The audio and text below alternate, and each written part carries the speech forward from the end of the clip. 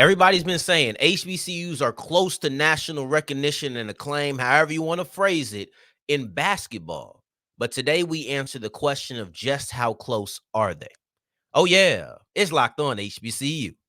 Play my music. You are Locked On HBCU, your daily podcast covering HBCU sports. Part of the Locked On Podcast Network, your team every day.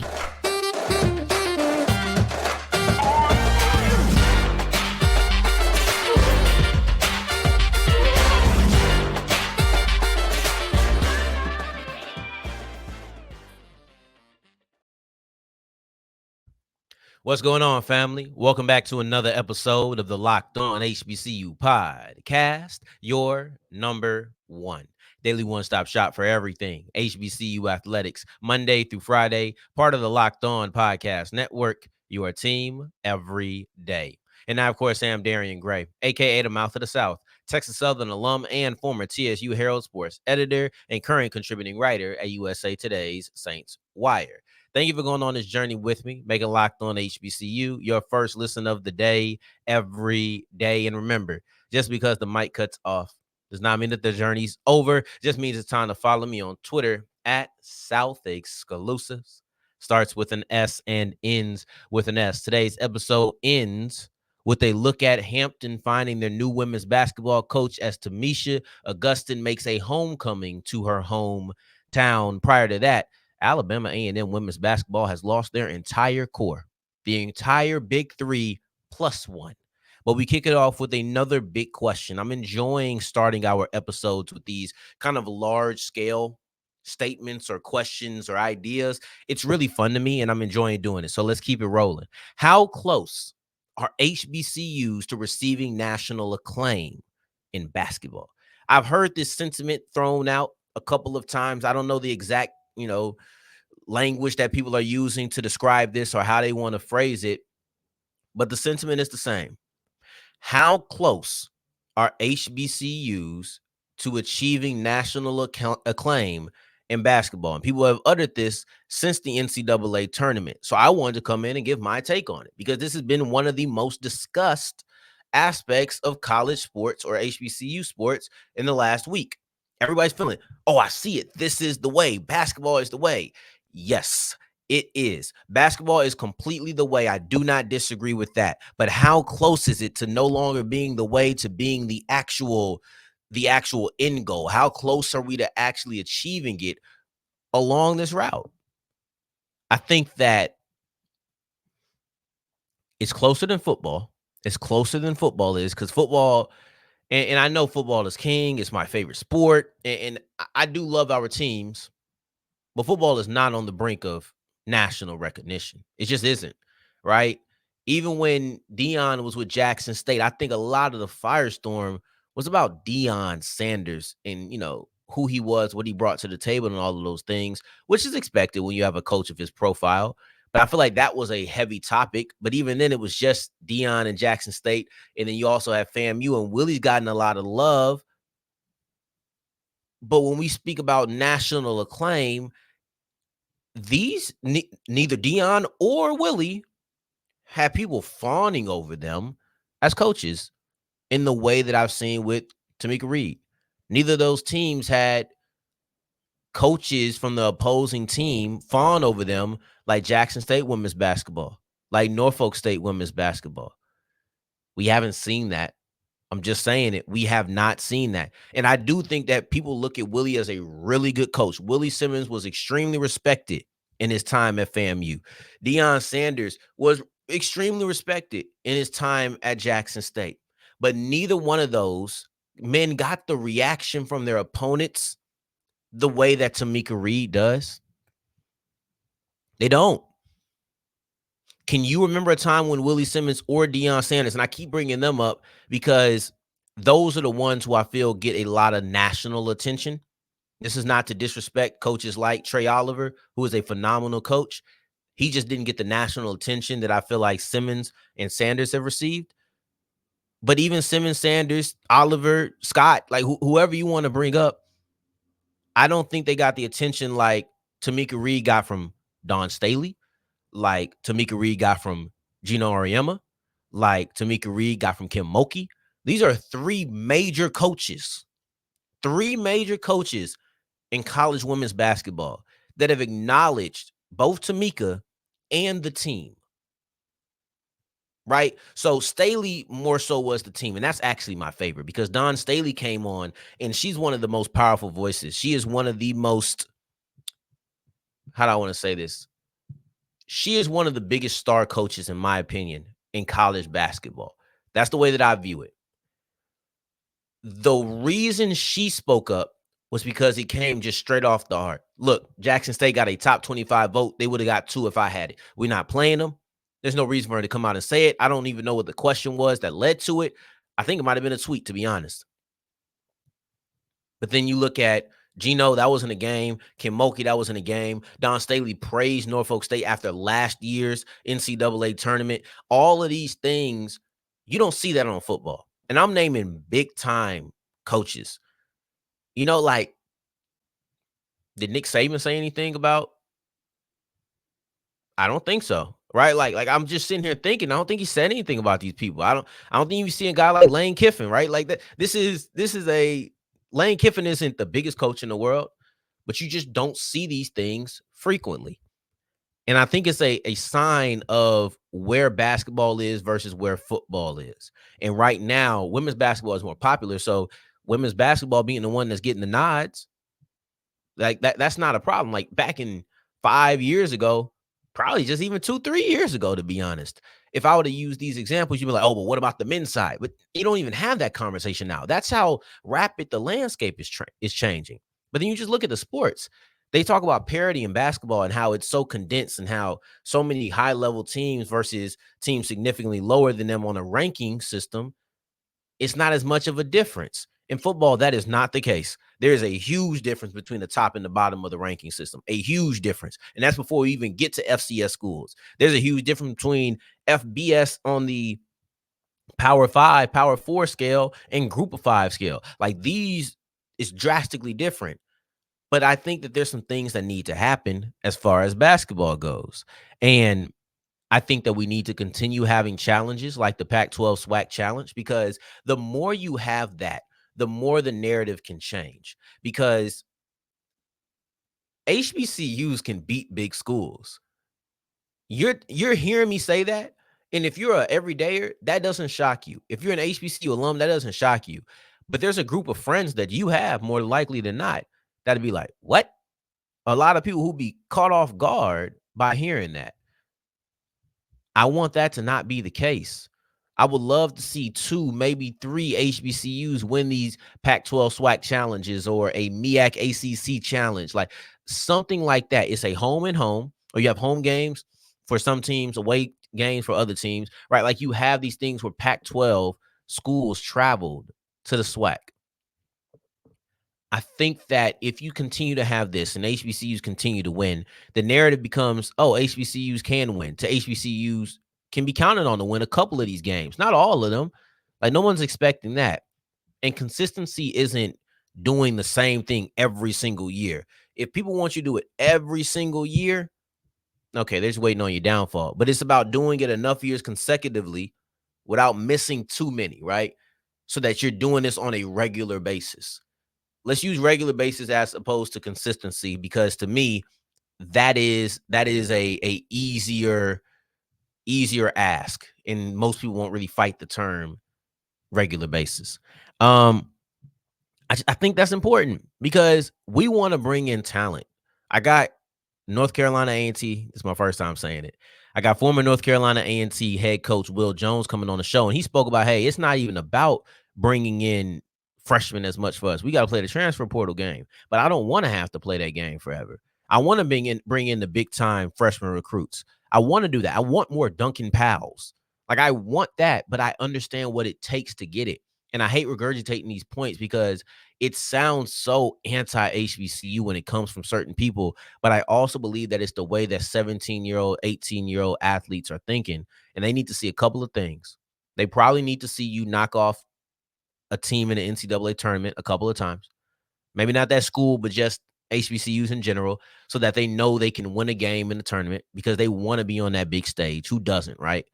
And then also, they need to see some players professional. And I'm not a big basketball guy. I I don't know the relationship between foreign leagues and the NBA, right? Like, because the NBA, like in football, it's the NFL and it's nothing else. So that's what they want to see. And it's easy for them to say you need to see NBA, WNBA talent. But at the same time, I don't necessarily know if seeing more talent go overseas and play, does that mean something? Is it depending on what league they play in? Like, I don't know. But I think you need to see the ability to go get a future at an HBCU athletically. They need to see that. And I would say the NBA because I think there's a lot of HBCU players playing overseas, right? That's how I look at it personally. I would love to know you because, like I said, I'm not the biggest basketball guy. This is me trying to step into this lane, but that's what I believe folks need. They need to see HBCUs win a couple of more games regularly, probably in the regular season, because that can happen, but the narrative needs to shift. Maybe some NCAA tournament games, and then also just see HBCU players make it to the league. Let young players know this is a place I can go to achieve my goals, and not let HBCUs just be the land of the second chances. That's how I feel. As we push forward, Alabama A&M women's basketball has lost their entire core, right? Like to the transfer portal. It's not over yet, but the amount of women that left Alabama A&M is absolutely ridiculous, and we'll explore that as we continue with Locked On HBCU. Today's episode is brought to you by Bettor Together. And are you tired of that daily fantasy grind? You tired of your bracket being busted and feeling like, oh man, my perfection's already over. Everybody's is. Okay. Go ahead and go to Bettor Together because we all have that one friend who's absolutely exceptional at fantasy sports. I had that one year as well. He wasn't my friend. I don't even know this man, but he was in the league with me. And he had bought something that he had a heads up, man.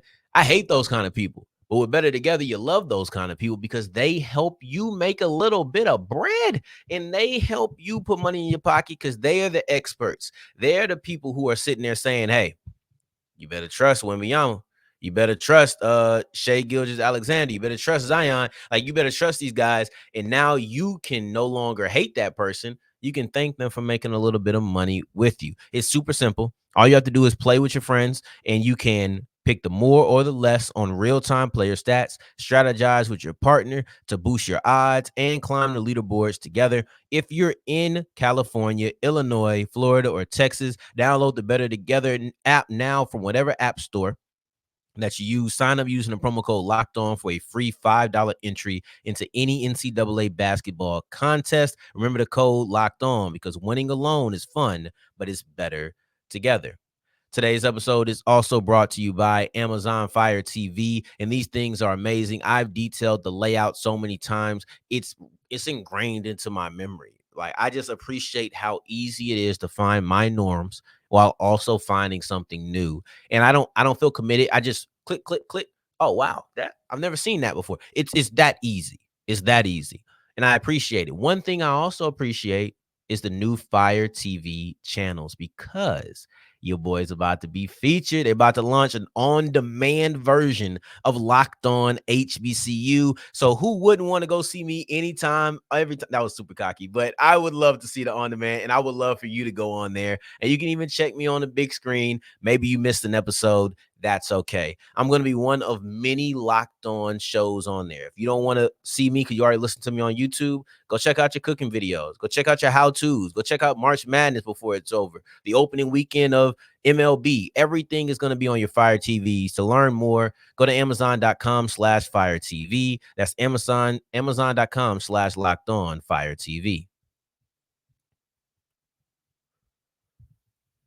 As we continue rolling on today's episode of Locked On HBCU, I appreciate you for making this your first listen of the day every day. For your second listen, make sure you're checking out Locked On Sports Today, the first of its kind, 24/7, all day, every day, live sports network on YouTube.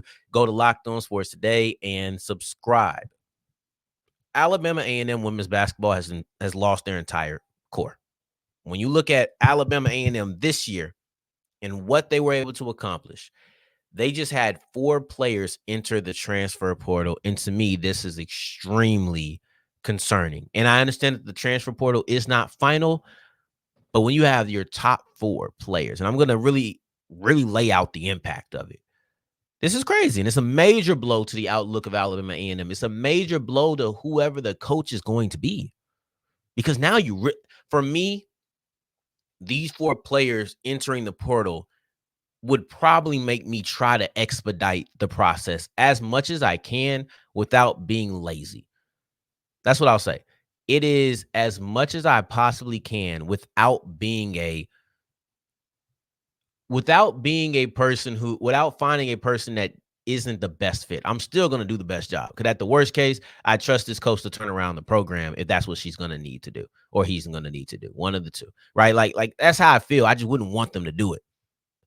And I thought that Mo Carter had a really funny way of putting this, right? So Amiah Simmons entered the transfer portal. That's how I got Mo Simmons. That is not any relation. But Mo Carter was like, Alabama A&M women's basketball standout Amiah Simmons was named to the HBCU All-American list today by Box to Row, shortly after she was one of 4 Lady Bulldogs to enter the NCAA transfer portal. And that kind of made me laugh a little bit.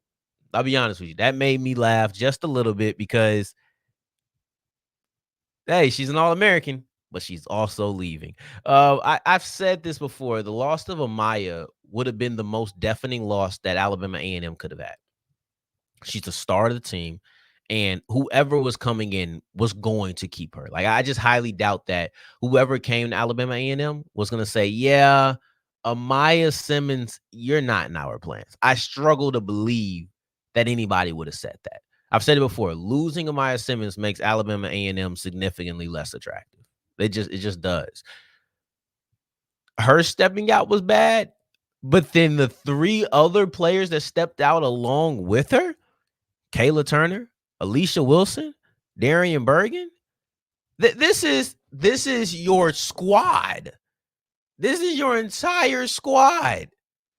When you look at Amiah, Kayla, Alicia, Darian, you lose those 4 players, you have 1 player on that team that's attempted 100 shots in last season.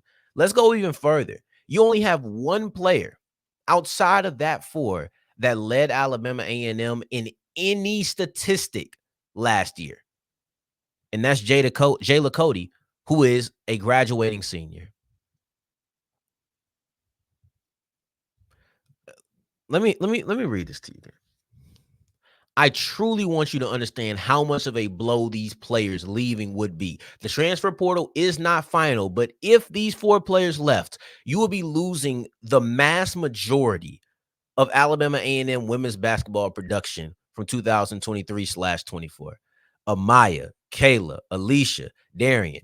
When you take those 4 players out, you have lost the leader in every single statistical category except for blocks. And that's Jayla Cody, who is a senior.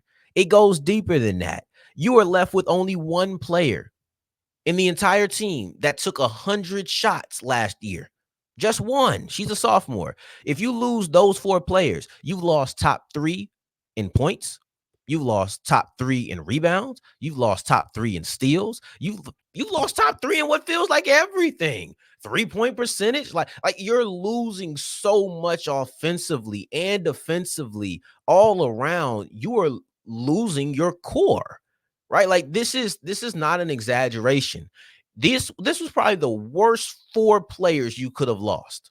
I wouldn't want to lose 4 players anyway, but my 4 leading scorers, there always was a chance that the new coach could come in and start fresh. Still could, right? But these 4 players being in the transfer portal makes it significantly easier. And Amiah Simmons has said that she's heard from a couple of teams, but as of my last hearing, only 2 SWAC schools, which was crazy to me. Southern and Alabama State. I'm telling you right now, if I was to SWAC every single school, I would be picking up the phone. I would.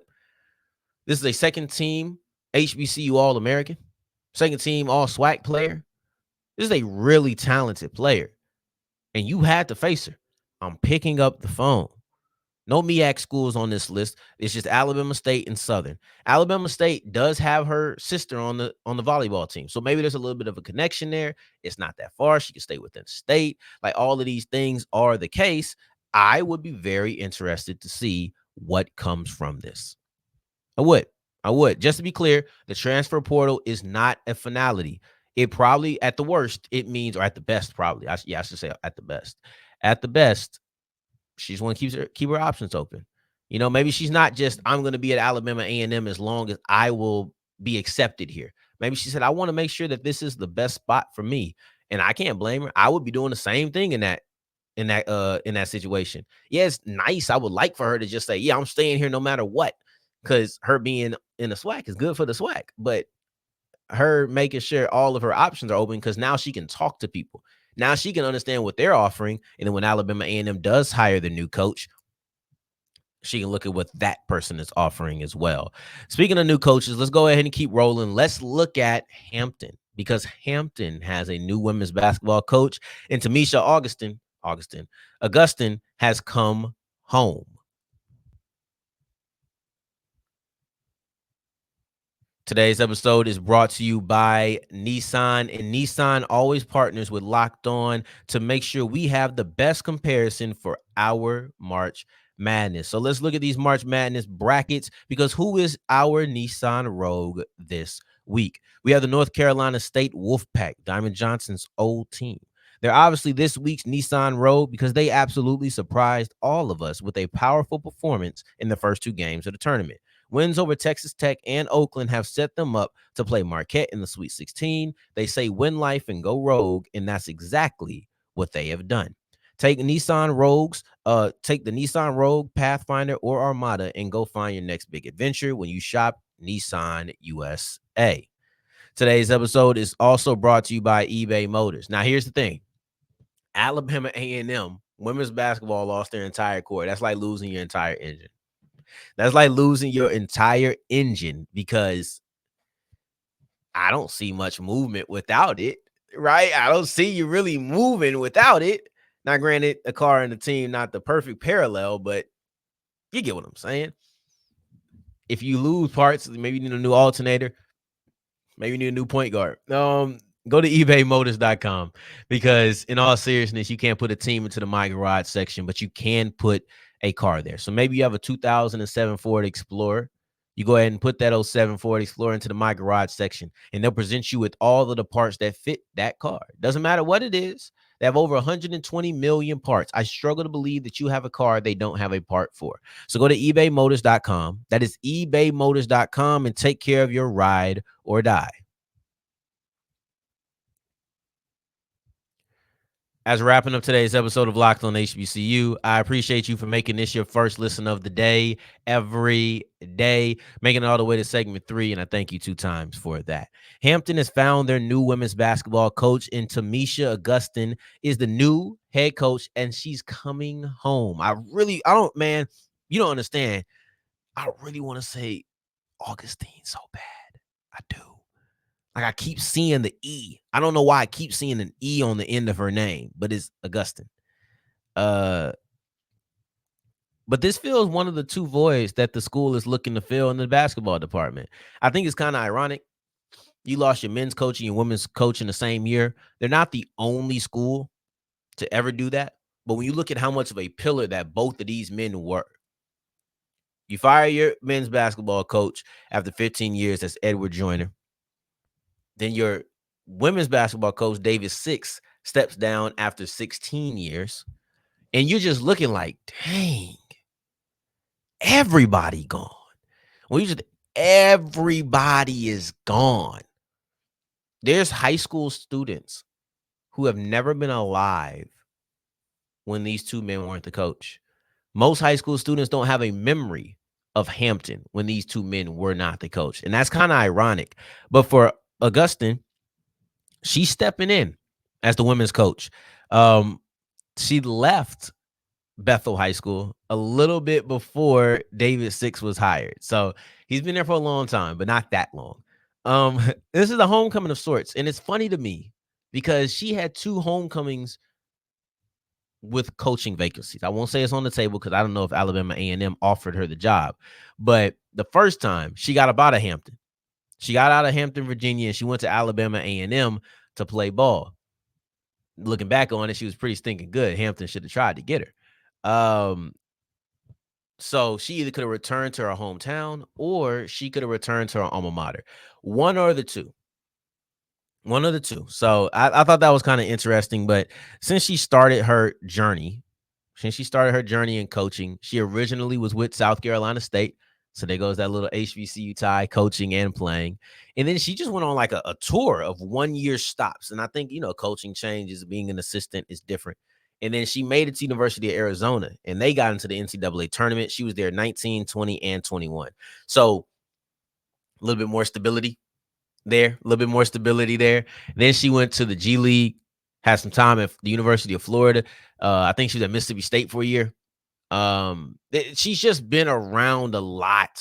And she's extremely experienced, but this is her first opportunity at being a head coach. So I think it's a cool story to be able to return to your hometown and become a head coach for the first time at an HBCU that you grew up in the same city as.